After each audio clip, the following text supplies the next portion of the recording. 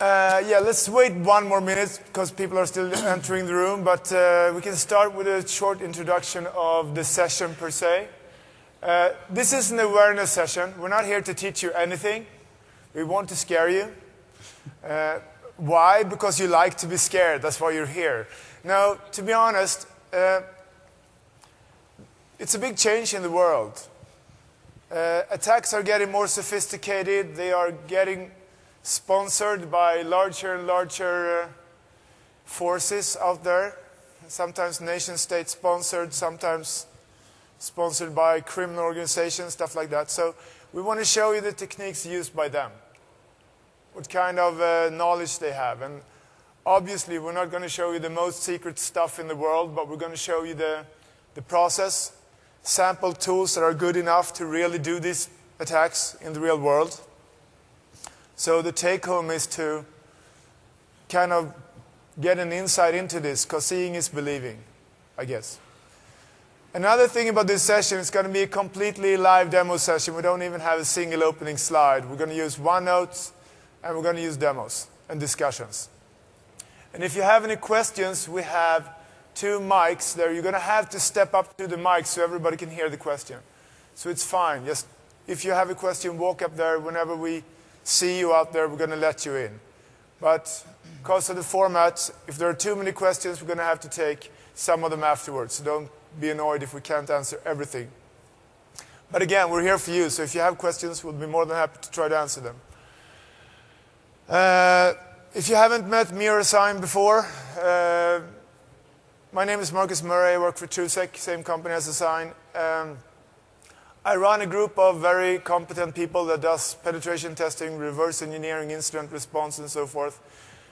That is why I can talk about this. We do things out in the real world. We see them. And this is kind of what we work with every day. And Assign, if you want to introduce yourself. Yeah, my name is Assign Eskarte and work at TrueSec, just with Marcus. We've been working together for the latest, 13 years, something about that. I've done a lot of penetration testing. I do a lot of system design, security assessments, the other part of the security scale. So both tearing down the system and trying to build them up as well. So having knowledge about the bad guys give you good knowledge about the good side of the coin as well. So that's me. So, back in the days, it used to be kids hacking for fun. Mm-hmm. If you don't know what this is, it means you're still young. I'm not. I mean, it was kind of innocent. You could deface a web page. It could be a big pain for the company who got defaced, but again, nobody really stole anything. They messed with stuff. Mm. This is what the attackers looks like today. You're going to have to meet Ming here. He's sitting there on story 5 in a certain building in Shanghai. And just for the record, so that you know, he is employed as a cyber warrior. That is his employment. He applied for the job because it was out in the papers. They were recruiting. And I'm not joking. This is not Ming, to be honest, but it's the real world as of today. And we don't want to point fingers at the Chinese. So just for the record, everybody has the same kind of groups today. It's not just the Chinese, even though you read about the Chinese in the papers. We're all equally bad. If we're a small country, we're a little bad because we don't have more resources. If we're a big country, we're really bad because we have the resources. It has nothing to do with morals. I come from a country who consider themselves of very high morals, Sweden. And again, we still have these capabilities. So, if Sweden has them, I guess everybody else has them as well. So, and for a story like this, we need a target, of course. So meet Tim. Tim works for a big fruit company, and this is he's actually the CEO. But this is a joke, so it's not a real attack. I'm just trying to make you happy this morning. Unless you maybe hate us because you're so much into my favorite devices, which I also use. So, anyhow. And just for the record, by the way, so that you know that even the most secure companies in the world sometimes gets hacked, because Apple got hacked a while back. But if you read the papers, you don't have to worry because they broke in, but they didn't take anything. So no worries. It's always when you read about these large attacks, nothing really happened. We admit that they broke in, but they didn't take much, unless they published it on Pastebin. Then they took it. So you admit as little as you can. I'm not saying that they did more to Apple. I'm just saying that is what I see when I'm doing investigations, which is okay. I kind of understand that tactic. So, the attack process. I want you to understand that the attacks today are sophisticated. They follow a process. It's not like people just bang on systems using the tools they found. They are very sophisticated. They're going to do initial recon. They're actually going to target you. And if it's an APT, an advanced persistent threat, sponsored attack, where people put a lot of money in it, they will actually sometimes do recon for a year before they hit the first target. They can do that. They have the ability and the money and intent to invest time until they feel secure that they're going to be successful. And we're going to walk you through the process. This whole attack is going to be a walk through the process. We're going to start with initial compromise. But after that, when you find something that you think will work, you will attack them. That is when you do the initial compromise. Then you want to install real Trojans to get your own foothold so that you have a persistent connection to the internals of that network. After that, you will jump from computer 1 to the other computers inside that environment until you compromise enough resources to obtain your goals. Since we're all Windows-oriented here, otherwise you're in the wrong forum, because this is TechEd, they will compromise the domain controller. That's what we see in almost every incident. When they can, they compromise the domain controller, because if you own the domain, you own all the clients and servers connecting to the domain. And you even own all the other systems as well. You will own the Linux boxes as well, because they will be logged on to from clients in the domain. So you will expose usernames and passwords on those machines. And certificates and all that stuff. So you jump around, and after you own all the computers, you will extract the data, or you will destroy the centrifuges of the nuclear power plant, or whatever your intention was. That's the last step, and then you walk away. So that's what we're going to demonstrate. So let's start with some initial recon, and I'm going to turn over to the wolf. Hasai. Thank you for that. Well, regardless what the target you have, you need to gather some information about that target. You need to know who they are, where they are, if there are any networks reachable, if there are any systems reachable, exactly what software they are running, maybe usernames, email addresses. All that kind of information is very valuable for an attacker. You can do searches using your favorite search engine, if you use Google or Bing or anything like that. There are a lot of tips about how to do more sophisticated searches. Now, to have that being more efficient, there are a lot of tools out there that actually automates these searches for you. This is just an example tool. Foca is a very good tool at searching on the internet. It searches using Google, it searches using Bing as well. It will grab all the documents available or publicly available without the need to log on. So it goes doing wide searches, looking for documents. And then you can extract information from those documents, something we call the metadata within those documents. So you look for certain things in the documents, IP addresses, server names, usernames, file paths, and so on. So I just did this search on the apple.com domain, as you can see here. Let's see, that's it. Just did a fast search, and it starts with pinpointing IP addresses. These are IP addresses somehow related to the apple.com domain. You see, it managed to find subdomain names, it managed to find host names, and so on. This is only information gathered from search engines. So DNS reverse lookup, DNS forward lookups, and search engine data. Further on, I get a list of documents that has been downloaded to my machines. It's grabbing all the documents available and downloading that. This is public information. This has been published to the internet, available for everybody to reach and download. And then extracting that metadata information. So categorizing these documents, and there are doc, docx, ICA, which could be the Citrix connection file or configuration file, PowerPoint, of course, PDFs, and so on. And then going further down the process and extracting usernames, folder paths, printers, software information, and so on. Now, this is very, very interesting for an attacker because I all of a sudden know they are running, or they have been running GPL GhostScript version 3.0.0.3.1. I think it's interesting also that they're not just using Microsoft Office for Mac, they're using Microsoft Office for Windows as well. That's right. So I can see now I haven't scanned all the documents. Apparently they are using Mac OS X and Windows 7 as well. Or whoever that's associated with Apple.com who's published these documents, they're using that kind of information.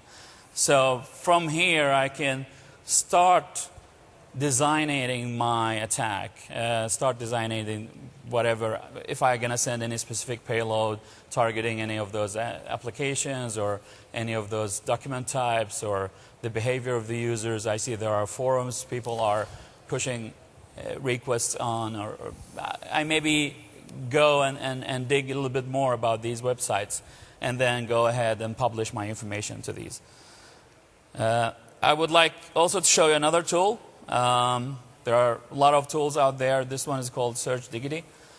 This one does Google searches, code searches, Bing, linked information, data leak. That's all the metadata approach again. If you find any Flash components, you can search for vulnerabilities in the Flash components right away. Searching malwares, port scanning. Now, what port scanning? Well, this is port scanning using publicly available information. Once again, information that we can gather on public search engines. And if this is a little bit special with the showdown because it shows if there are any published information like webcams, printers, routers available directly on the internet, SCADA systems, and so on. So you simply type in the domain name you would like to go for, and then it goes start searching using all these kind of Google hacking database type of thing available on the internet. There are a lot of resources learning you what to look for, what type of information disclosure you would be interested of. So this is all automated for you just at your fingertip. Just download the tool and run it. It will grab that information for you. And they are for free. Yes. So from here, we go back to the process and continue our journey. Our journey towards compromise. Yeah. That's nice.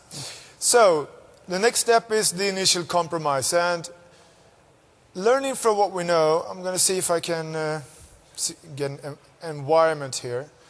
I mean, we now know that some of these users are using Office. Obviously. So the idea here is for the attacker to send an email. Why? Because usually that is the easiest way to find the clients. Mm-hmm. So we're going to send an email to somebody, and in this case it's going to be Tim Target at target.com or something. So this email, and this is actually how the real attacks are being done. It's not more sophisticated than that usually today. They make something that will execute on the client systems and they send an email. And I'm actually going to send an email today because maybe you haven't seen somebody send an email before, who knows. But, so I'm going to with a special attachment. Step into the clothes of the attacker and I'm going to send an email to Tim down here. Tim. So, let's go to the attack machine. And I'm using Gmail. Why? Because that is completely anonymous. But I did register using my cash card that I bought from Walmart years ago. So I registered amexinvitation.com. Why? Because it makes you feel good when Amex Invitation sends you a special program invitation. Maybe not you guys, but an ICO might like it. So we're going to send an email, and I did prepare something here.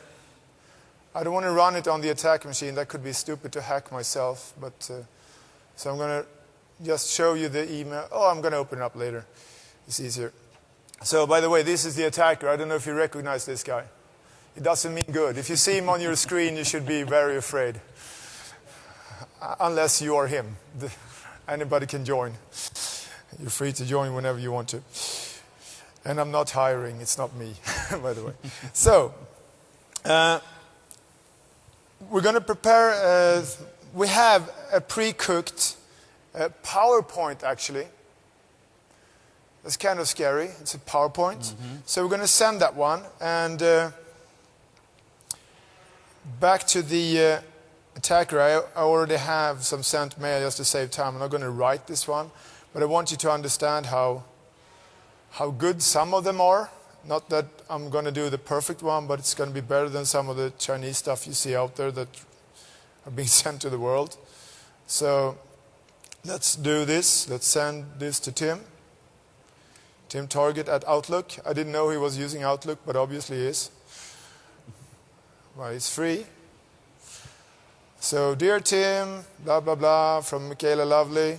And you know, the real name here is Ming. If you look at this, but you can choose any name, of course. And you have the attachment here, presentation persistent. It would probably be called something more obscure. So, send, and let's go to the other side.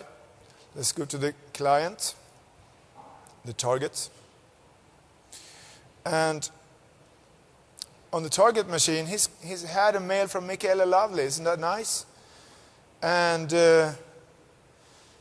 dear Tim, thank you for being one of our most distinguished customers. You're invited to a new product called Limitless. You will get unique services, for example, access to private luxury villas, private jets, most exclusive dinners and parties on the planet. Don't you want this? Honestly? Of course you don't want this, but he wants it. He's different. He's not like you. So, I mean, you get this, and in this case, you can download it as a zip file or whatever. I already downloaded it. Doesn't matter. Just to save time. So I have it here. Invitation. Run it. You can show it.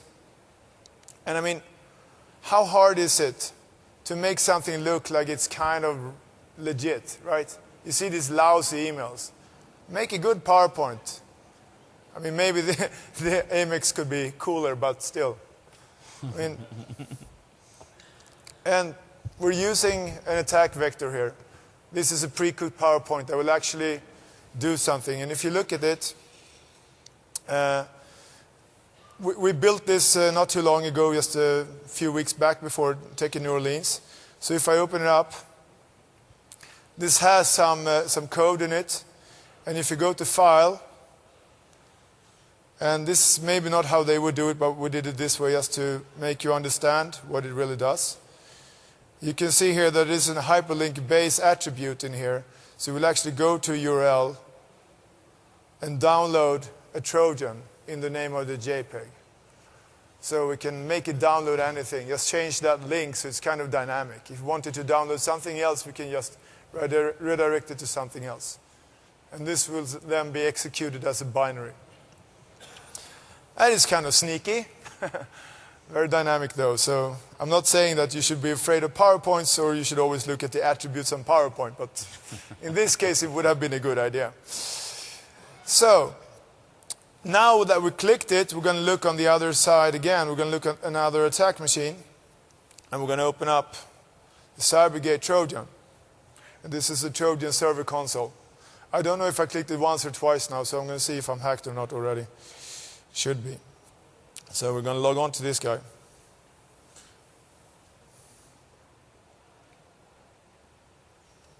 And there we go. So, he phoned home. Thank you for that. Very nice. If you're wondering where to put that JPEG file, I would normally not put it on my own web server. That would be pretty stupid if he phoned home to me. So, of course, I hacked somebody else. So this is a web shell I put on another computer I hacked before that. So I can upload the stuff here. So it was actually downloaded from here. And it's kind of funny. If you don't know how to hack a web server, or if the attacker doesn't know how to do that, but they want to use this as a jump server, then you can just Google for them. It's kind of interesting. So I did some Googling the day before yesterday. And if you go back to my other attack machine, and this is, in my mind, it's scary. So if I go here, and these are some Google results, if you want to upload your evil tools, you can always go to the auburnechamber.net because they are hacked already. This is live, a real site, so I hope they fix it. I just Googled for it, I haven't touched it. But they have the same shell here, or I did some more Googling. They should start Googling themselves, actually. This is another shell where you can upload and execute your stuff. It's hacked. This is another one that is hacked. And this is yet another one that is hacked. And they're live on the internet right now. It's kind of sad. But that is the real world. So this is what they're using, the cyber attackers. They will actually just find something that is hacked already, buy something that is hacked, or hack something themselves. But if they hack it themselves, they will leave more traces. So it's out there for the taking. Or they can just buy some services on Amazon or Azure or wherever. So you can always be anonymous on the web, and you can always store your evil things. So next step. This is a kind of a nice Trojan. It's got a lot of features. I have different managers here. It's like a file manager. So I can parse the file system, steal all the data on the hard drive, upload and download my evil tools, execute them, all that stuff. So it's kind of nasty. I can, of course, get the screen, all that stuff. So why not get the screen as well? And don't die on me now. This is a live demo. I want you to run. This was a little bit unstable last time I showed it. It's normally very stable, but on demo. So this is what they're doing right now. If you really want to, you can actually control the mouse and stuff. Not that the real attacker would ever do that. But you can actually own this guy for real. Mess with him. Make the screen bigger or smaller. Doesn't matter. It's kind of neat, huh? Remote administration at its best. Another thing, if I want to, I can install something even more sophisticated. So now I'm remote controlling this guy, but I could install a professional tool. And why do I install two Trojans? I'm going to explain that. I'm just going to set this up first. So I'm going to go into my more professional platform. This other thing is professional too, but this has more features. So I'm going back to the attacker. And I'm going to run Core Impact, which is a professional tool.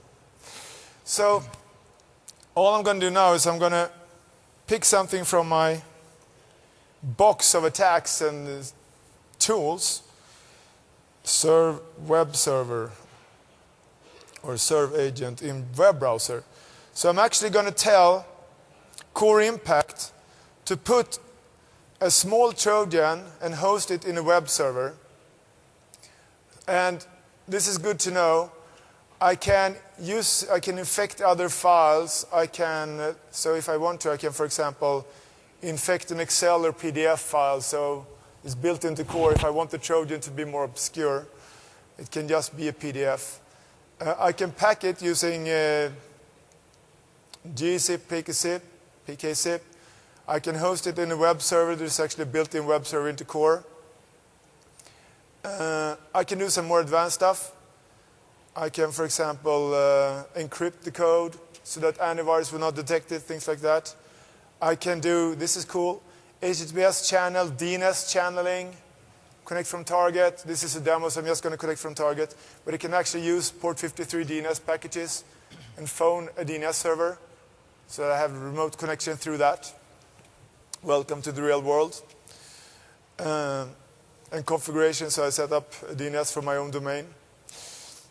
So I'm going to serve this in browser. Let's see if I did everything correct here. Yep. And then, now the attacker is hosting another Trojan, but on the internet, on his attack machine. So waiting for the output here. I have a URL. This is where it's stored. I'm going to copy the link to that one. And whenever a computer is hacked, it's going to show up here. So now I'm going to go back to my other Trojan, to the CyberGate Excel. Oops, I'm going to open it up again. Shut it down.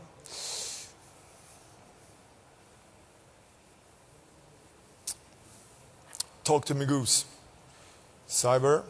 This is the secret password. Cyber. Always try cyber.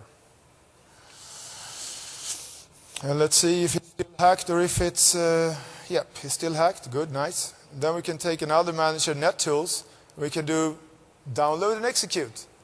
We can actually execute things into memory directly, but I'm going to do a simple download and execute.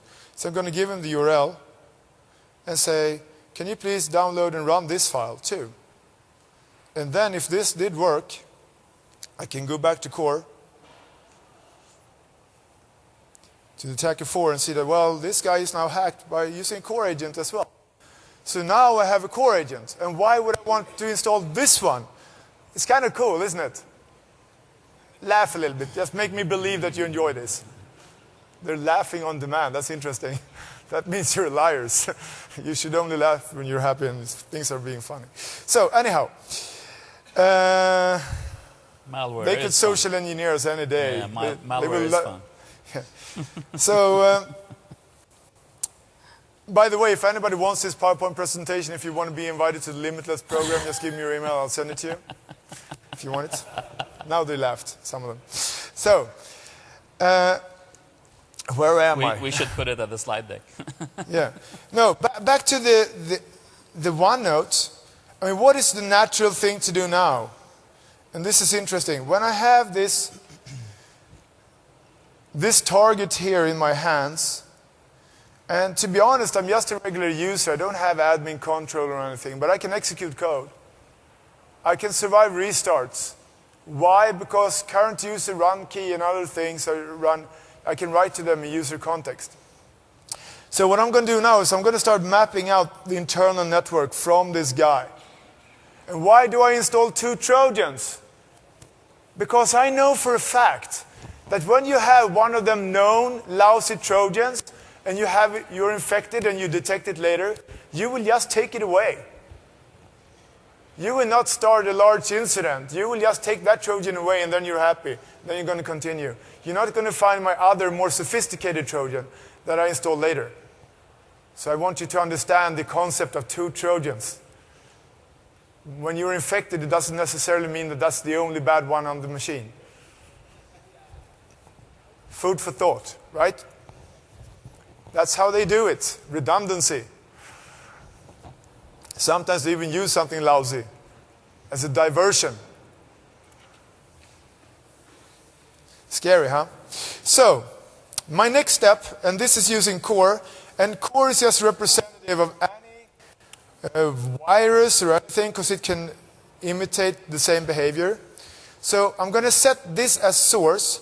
So I'm actually going to tell the Trojan, or it's called agent in the professional world, but it's the same thing as a Trojan in the hacker world. I'm going to set the source here. So from now on, everything that is executed in core will be executed on that Trojan. So I'm going to tell that Trojan to start scan his network on the inside. And I'm going to use a wizard. I mean, I can use real wizard-based attacks, or I can actually set up my own macros. So I'm not going to run this macro because it takes too long time. But I did a macro yesterday evening. There's a TechEd APT worm. And if you just look at it, I don't want to run it.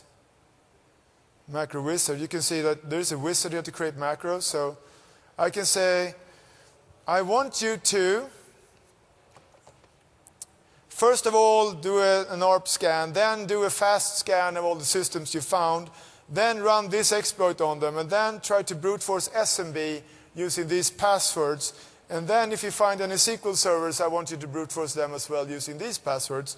And then whenever you compromise computers, I want you to search through the file system on them using fine string commands with some search words in it.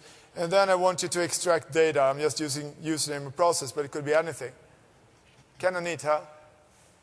So I can automate that process using core, using any of all these modules within this whole toolbox that has so many exploits and stuff.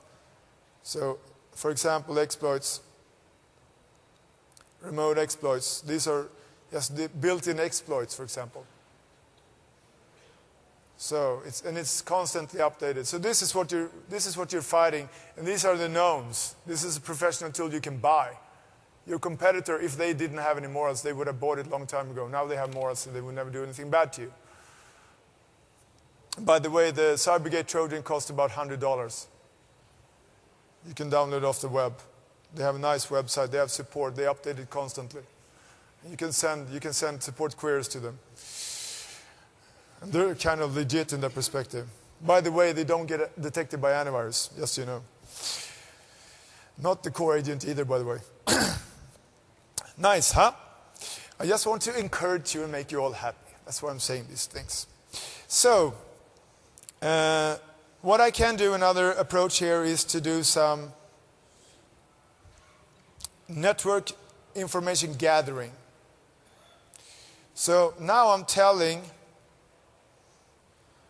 the attacked computer, the hacked computer, to enumerate the internals of his network.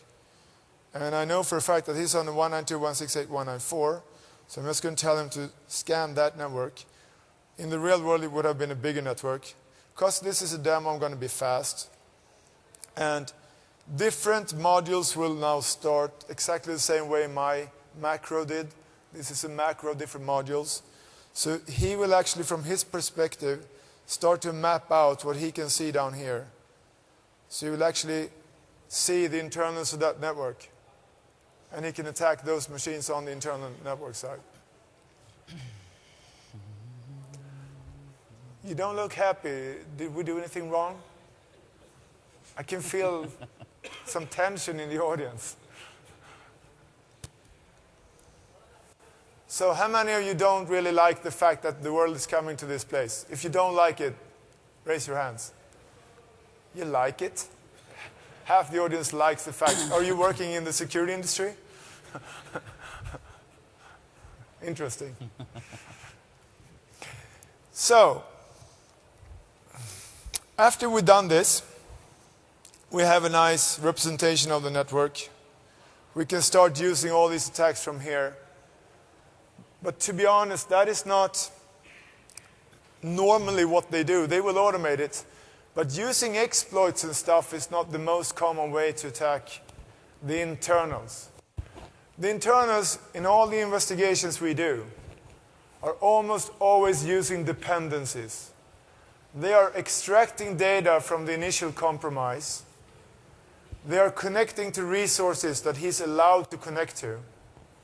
And they will just look for password hashes, clear text passwords, and they will reuse them on other systems. That is how they go about it.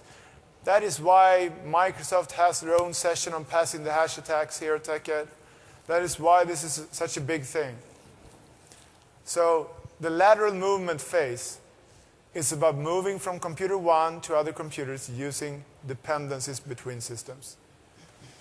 And Hassan is going to demonstrate that for you. Mm-hmm. So instead of just using a tool, it's going to be more manual to explain that process. While he's switching, do you have any questions? Anybody? I like this session to be interactive. If you want to, you can ask questions. You don't have to be scared of me. I'm not going to hack you. No questions. 1,000 people, no questions. Interesting. Everything is crystal clear then. Good. Great. Let's go on then.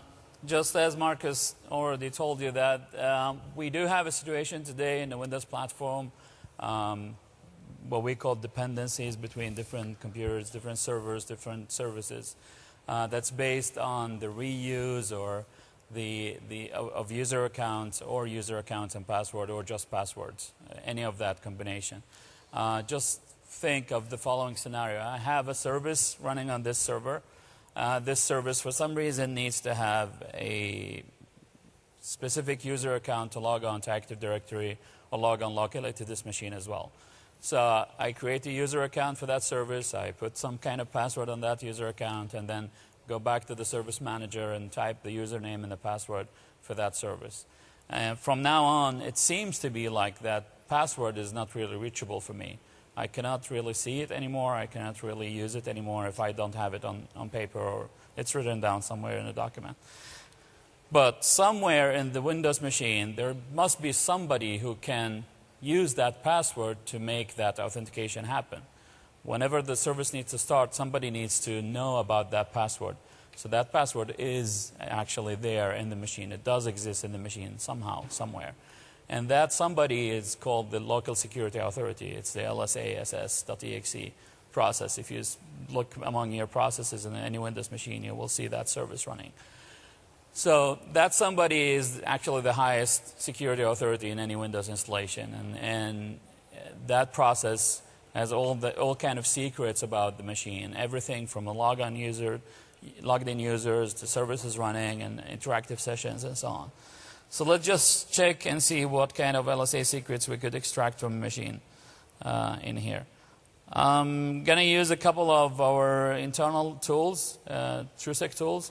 The first one I'm going to use is the GSEC dump. These tools, all three of them, are available on our website. So you can just grab and download them. Be aware that if you have an antivirus running on your machine, it will flag these tools as hacker tools, although they are not. So let's start with the GSEC dump. The GSEC dump is a multi-tool that can dump LSA secrets generally. It can dump things like current logged-in sessions and things like that. So let's just focus on the LSA secrets as we're speaking about service accounts. So GSEC dump with the L switch will give me the so-called LSA secrets. Now, I already showed you that there is a service running with a customized service account. Okay? The key management service or whatever I was calling it. And if you look at the information we have here, you see that there is an SC_key management SVC, which is running with SVC03 at demo.lab, which is a domain account. And along with that, if you continue that line, you see that there is something, clear text, looks like a password, abc.1234. And that's actually is the clear text password for that service account. It is this easy to get hold of it. It is this easy to read that password for that service account. So if you use any service accounts, any customized service accounts in your environment, you probably have backup agents, monitoring agents, other type, Exchange services, SQL servers, and so on. These are normally running with customized service accounts. So these are reachable for any local admin on any of these servers. You can get that clear text password for that service account this easy. So your local admins on those servers are, if you happen to have any service account running with higher privilege than local admins, like domain admin, if you are running an Exchange server, for instance, they are your domain admin as well, because they can grab that information and use it. So from now on, I can take that service account and try to reach any other service or device or computer on that network. If that's already running on my domain controller, then that's allowed to be logged in locally or remotely on the domain controller. So that's a really good catch already there. Let's just check some other things. Marcus has been speaking about something called passing the hash. Now we have the password in clear text, but what if we don't have the password in clear text? Is it possible to still use that information? So for that, I will show you another tool. The LSLSAS64, which is very specific about one thing. This one is only interested in picking the currently logged on sessions on the machine, any machine of your choice. You just run this with a parameter, any parameter, and it will show you the currently logged in sessions in this machine. So now what's that? Well, this is the computer account password. It's visible there. It's in the encrypted format or the hash format the Windows uses. This is the LM hash : the anti-hash format that's used internally within Windows. So you see this, the computer account, the SRV3 $sign. That's the computer account, and that's the password for the computer account. So that's the domain password for that computer account. It's encrypted. We can go ahead and start a brute force attack and try to decrypt that, but you will see soon that we can use it right ahead without bothering about the clear text version of it. I see other things. There are other ongoing services here. Apparently, we have a service that's running with the SVC03, the one we looked at just previously. So this is the encrypted version of the ABCD.1234. This is the non-clear text version of that. My locally logged in account, which is the hacker account, is there.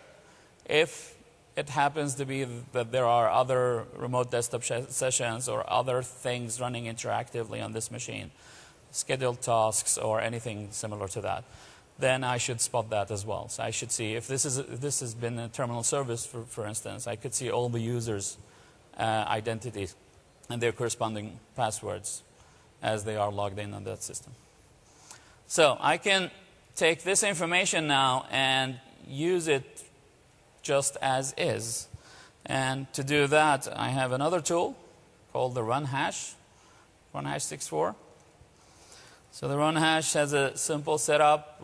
I give it the information I use from the dump, similar to this, and give it a command line to execute or a binary to execute.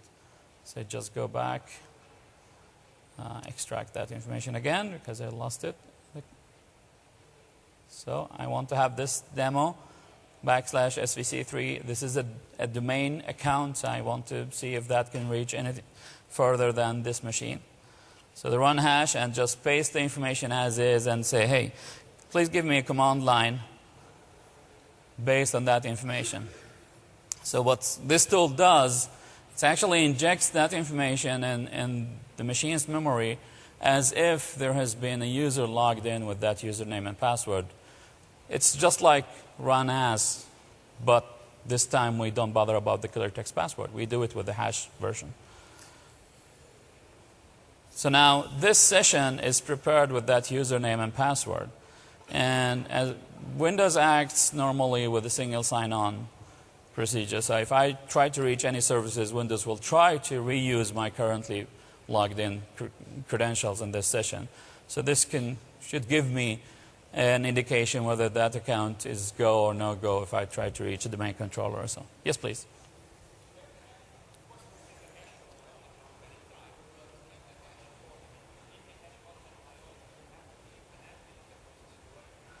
To get this information, to be able to run the GSIC dump or the LSL SAS, any of these tools, you need to be a local admin of that machine. You cannot get your own hashes if you are not a local admin.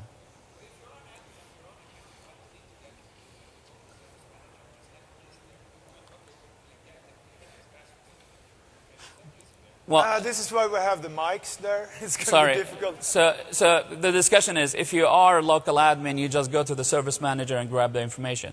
Well, not really, because this information we're looking at in the background. Let's go back to this guy here. This information is not stored in the service manager. This information is only stored in the LSASS service that's in the local security authority. It's not reachable by any GUI tools in the platform. This is non-supported in the Windows platform to see that information. So we're doing this because we are injecting things in that process and making it trust us to reveal that information to us. Well, that's possible because we are local admins. There are no by Microsoft provided tools to show you this information. This is considered secret information disclosure, kind of, in the Windows platform. And again, I want to make it clear, there's a misunderstanding that this is the vulnerability per se. And that is not true, because if you want single sign-on or automated log-on, the computer must know that password. In some shape or form, it has to know it.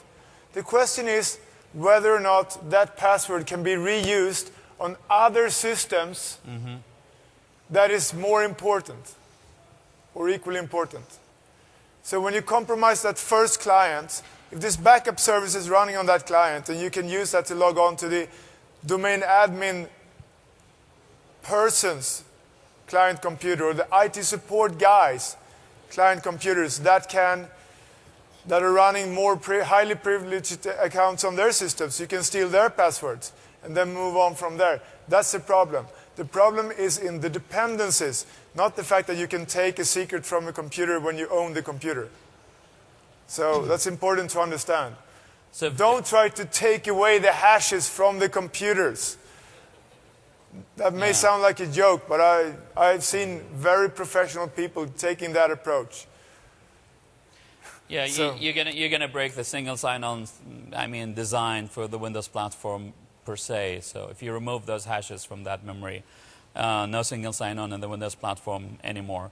And it's just like having a Linux machine standalone besides your other machines. So just as Marcus said, it's not the fact that I have a service account. It's the fact that I share the same service account among many servers.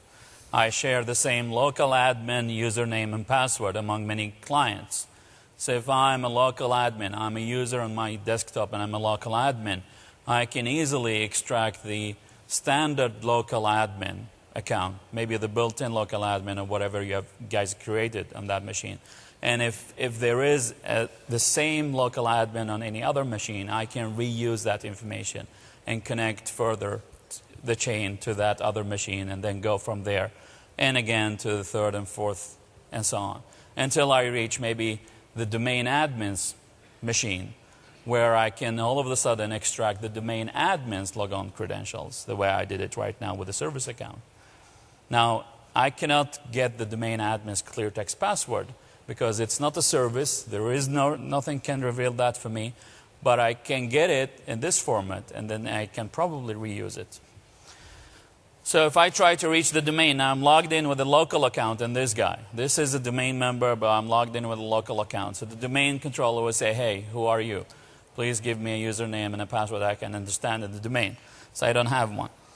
Now I've did the run hash with this cmd.exe, and this one is now prepared with the service account information. So if I go netuse the domain,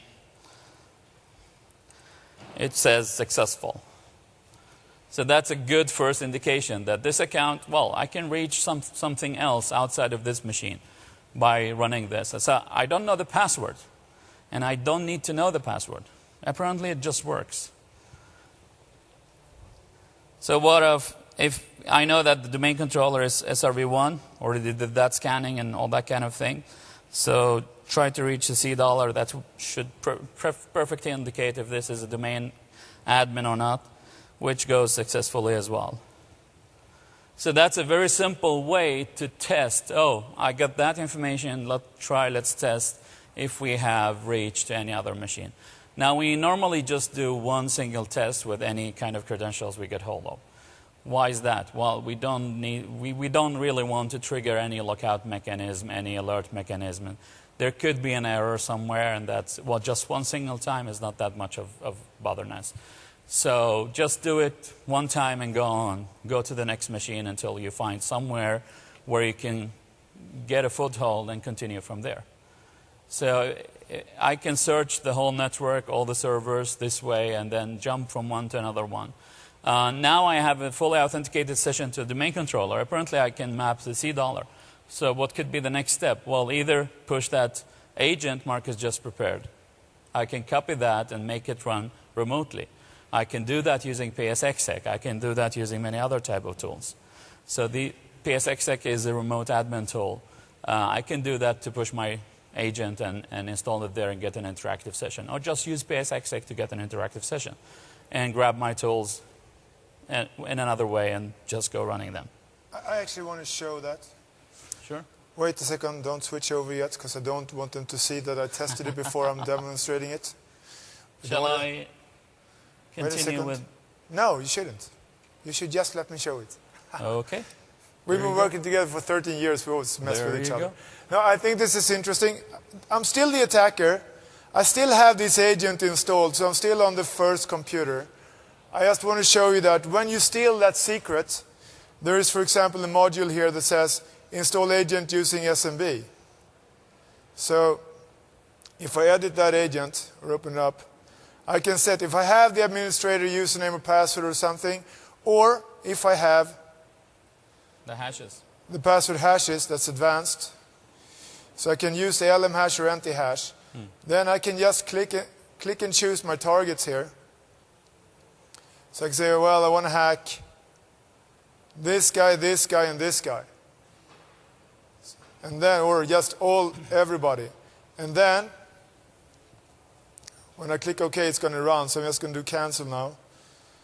So I can click this, and whenever they're being hacked, there will be a plus sign after them. So I can actually just drag and drop them like this. And I can compromise them, or I can pick more computers like this. So I want to do this one, and this one, and this one. Okay. Okay. So if they get plus signs, they're hacked. So one guy down. One more down. So this is the importance of not having bad dependencies. Third one down. So 3 computers hacked, or 300 computers, or 3,000 computers, or 30,000 computers hacked, depending on if you can find a secret that has access to those systems. So I want you to understand how fast and easy it is. So we had a discussion during the pre-con. Some people said, well, we actually change the passwords every 4th hour because of a certain tool we have. 4 hours, man. This is 4 seconds. Steal the password, run it in the tool. There you go. So back to Assign. So effectiveness in the process. Good. I just want to show you another tool that will probably change your views a little bit about things. This tool is called Mimikatz. This tool uses the same approach I already described with the other guys. It targets the LSA as a service, the local security authority. It's injected itself there, and because that's the local security authority, it's able to get all kind of information about any secrets in the operating system. So let's see what we can do with this guy. I prepared a couple of scripts because you need to type a lot of things here. So I just do the scripts and then pass. So this one will actually go grabbing password-related information from this machine. Okay, so let's go back to the beginning of that. So it's injecting itself in the LSA process and then start speaking to it or digging internally about information. So I see there is a user called hacker. This is the LM hash, and this is the anti-LM hash version of that user's password. Now, the interesting thing here, if you look at this portion, you see the Kerberos authentication provider actually keeps the password in clear text as well. So that says the password for that account is abc.123. And it's not the only provider that keeps the password in clear text. We have the digest authentication provider. We have the terminal services single sign-on provider. These 2 guys keep the password in clear text as well. Haven't I said single sign-on in the Windows platform, or single sign-on per se? That single sign-on needs to know your password to be able to do that single sign-on for you. Otherwise, it's, well, how could it do it? Well, we could do it with Kerberos. Well, not everything is Kerberos enabled. We can do it, well, just look at that, the digest. You know the digest protocol, the digest authentication protocol, HTTP digest? You know, some web servers use the HTTP digest, which is a challenge response-based protocol. It's not Microsoft-ish. It doesn't use MSChap. It's meant to be compatible with everybody else. So we cannot use the LM, anti-LM hashes to do that because we are not using the MSChap protocol. We're using something else. We're using other hash-based challenge response mechanisms. So we need to have the clear text password for that. So, of course, we need to store it somewhere in the memory. And if you know where to look, you will have that information right away. And this is what this tool does. So we have clear text password wherever they are. We speak to the different providers and we grab their information. You see, this is actually the clear text password of the computer account. Now, that's a good password. That's a long, complex password, but I mean, I already have it. So I can either use that or the hash version of it. I can use that account to reach the domain and explore the domain and enumerate things in the domain as well. And Mimikatz is for free and it supports all the modern versions of Windows, right? Mm-hmm. Yes, you know. And all the demos here are done on Windows Server 2012, Windows 8, all that stuff. Yeah. Not because they're bad, they're the best ones out there, but just to prove a point that this is not exploits. This is built-in functionality. The problem is how you manage and define your dependency chains. So once again, the problem here is that I'm a local admin, and the second thing is that if I extract this information, then this information is probably already at this stage very useful to go to the next machine in the domain. I can reach other guys in the domain and log on to these servers or clients, and from there have another kind of foothold where I can expand my influences and reach some other more important machines along the chain until I reach my goal, which is normally the domain controller. That's where all the secrets are stored. So once on the domain controller, I can do the same thing and extract everything that's related to the user accounts in the domain. Do you have the possibility to show a SAM dump on the domain controller? A SAM dump on the domain controller? I don't know. I can try. Give me a second and... Yeah, because I mean, once you are on the domain controller, there will be user passwords there. All the user accounts and the computer accounts in the domain are stored there. And there will definitely not be any clear text passwords there, except for those logged on sessions and so on. So if we consider the domain controller and the Active Directory as a database, there are passwords stored there. And the only version I can find in the Active Directory as a database is the LM hashes and the NT hashes. So that's where the passing the hash gets its importance. It's not only this, because if I have an offline copy of a domain controller, I can extract every user's password, and all of a sudden I can be anybody within seconds. I don't think you have the tools installed, don't you? Do you have a domain controller and gsig dump or whatever?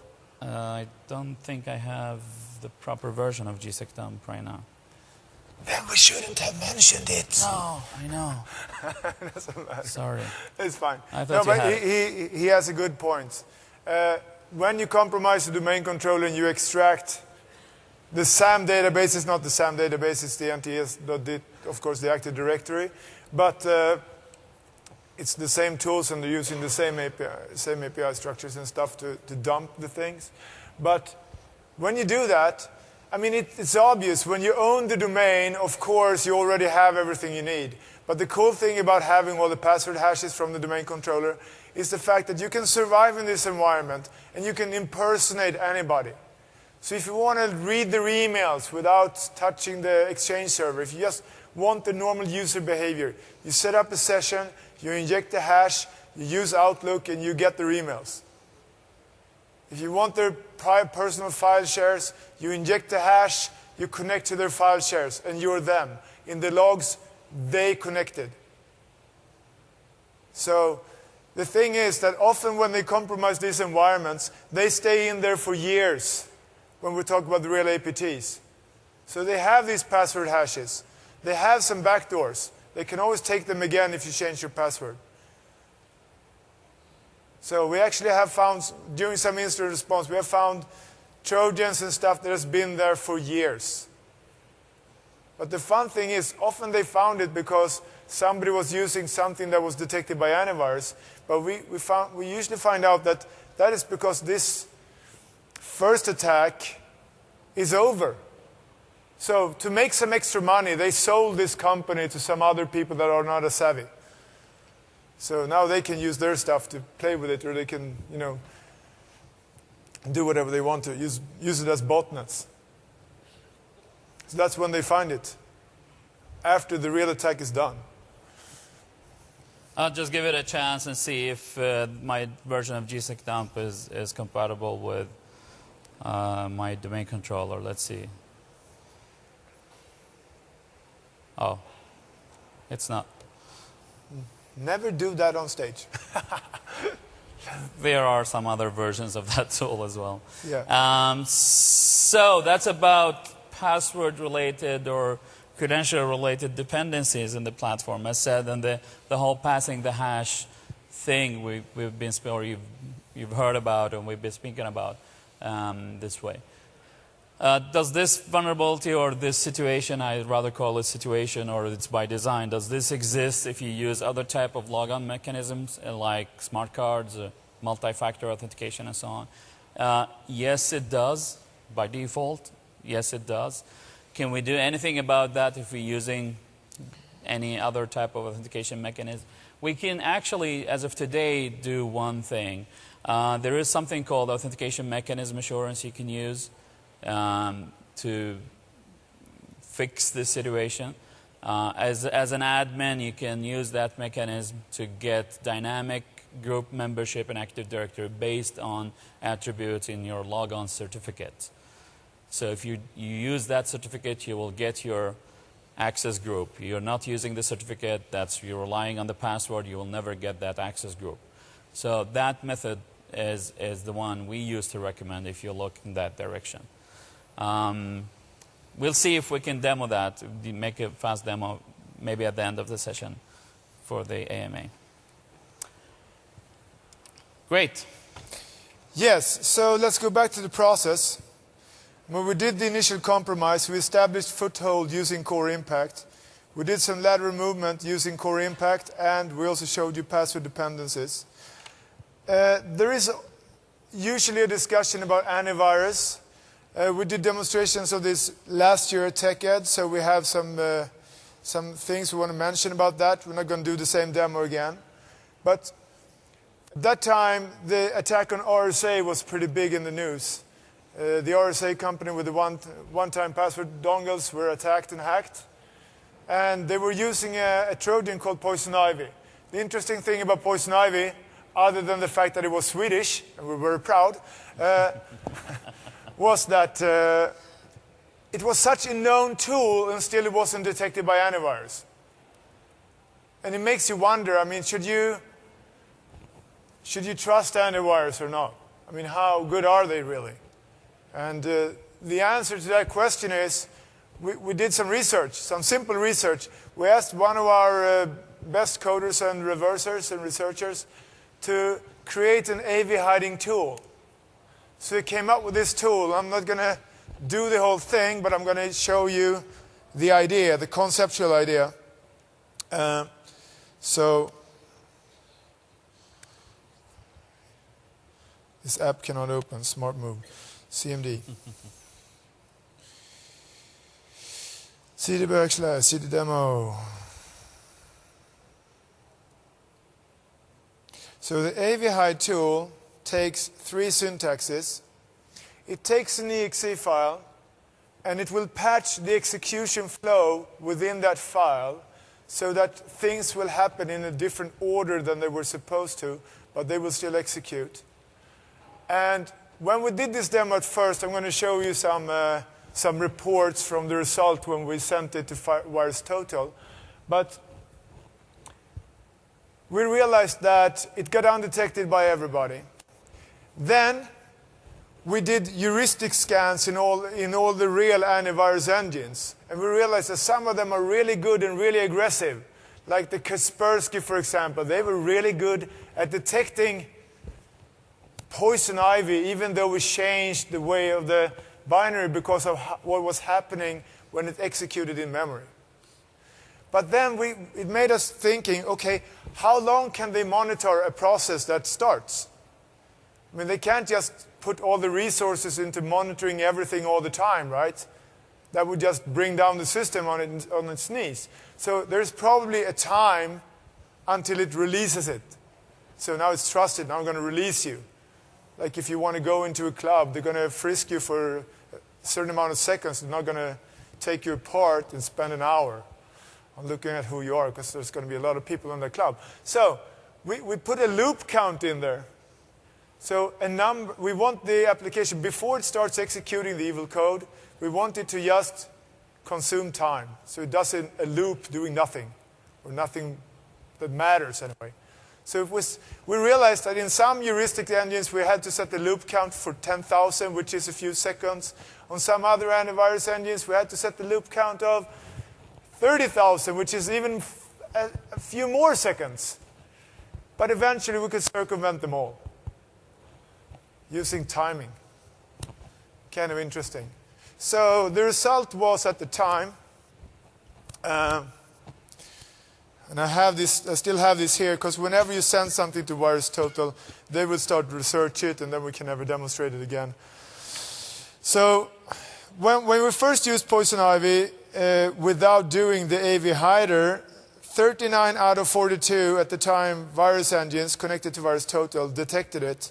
So never buy eSafe or ByteHero. They will not even detect the well-known. So please, or anti-whatever that is. After the modified exe, and we showed this live on stage, it was 0 out of 42. So nobody could detect it. And it's interesting to know that it took him a few hours to create that tool. And it's a generic tool. It wasn't made for poison ivy. It was made for binaries. And he's a smart guy, but there are a lot of smart people in the world. And the governments are employing some of the smarter ones. So I'm not saying you're fighting the government, but that's the evolution. That's what I want you guys to be aware of. And the second smartest one are being hired by criminal organizations. And to be honest, some of the smart one has morals too, so they will actually stay on the right side. But just food for thought. There are a lot of good coders out there, a lot of people who understands the PE format of binaries and stuff like that. That's all you need to understand. It's not rocket science. Read a book, and you can do it. Read two, you can do it well. Yeah. Or read it again. Or read it again. So we're going to read it again until you understand it. Yeah, good point. Yeah. So I'm going to mention something, the Mandiant report. I know how many of you guys read it. Just raise your hand. I select very few so you know what I'm talking about for the rest of you guys. Are you working with Mandiant? You looked so happy, man, so I thought you maybe, yes, he's talking about my company. I don't know. I mean, they did a good job. They did some research. They actually monitored a Chinese unit while they were doing their deeds over a long period of time. They even made a video so that you can watch on YouTube. And it kind of confirms what we're showing here because it shows the same things. But it's interesting. So the unit 61398 is situated in a place in Shanghai, in a big building 12 stories high. It was built in 2007, so this is a fairly new effort of the Chinese. They estimate that it's staffed by hundreds or even thousands. They have military at the gates. You can hardly see it, but these are pictures from the reports if you want to just read the report. If you see the before and after picture, they made a large effort into upgrading that whole area. They have kindergarten, schools, everything for the staff there so that they can work a lot. They hire people with English-speaking skills that are good in IT security. There are some ads out there in Chinese. They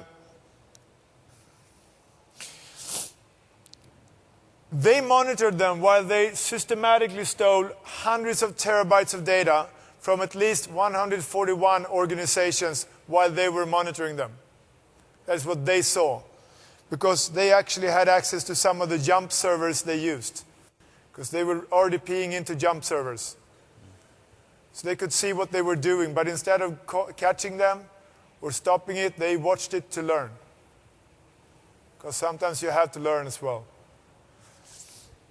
And they have the intent and capacity, capability, to steal from dozens of organizations simultaneously. So several teams are working in that building all the time to compromise systems. And it's funny because they did it the exact same way we did it here. They used PowerPoints and emails and stuff. Excel spreadsheets, exploits, all the normal stuff, but they used emails. And then they used commercial Trojans, the same way we did in this one. Same stuff.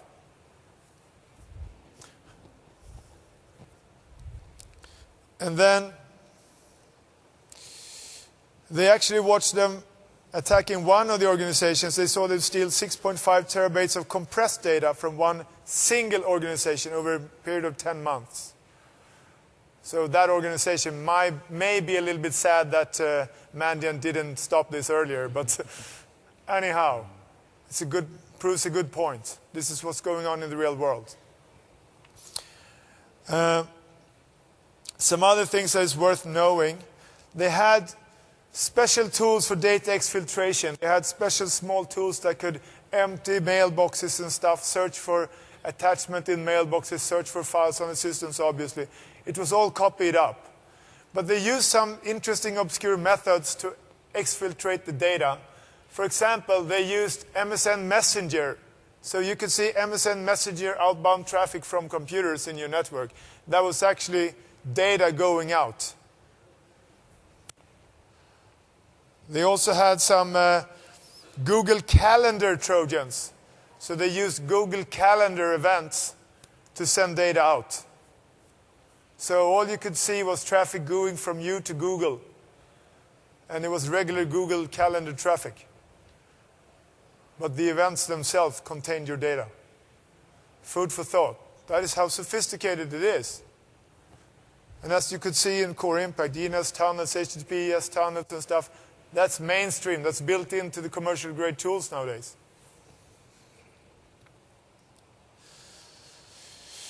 So, in order to round this up, we only have 3 more minutes. So before anybody stands up and leaves the room, I want to say a few things. For one thing, I hope you enjoyed this session. We think it's really fun to present these sessions, but again, we have a real intent. We want you to understand this.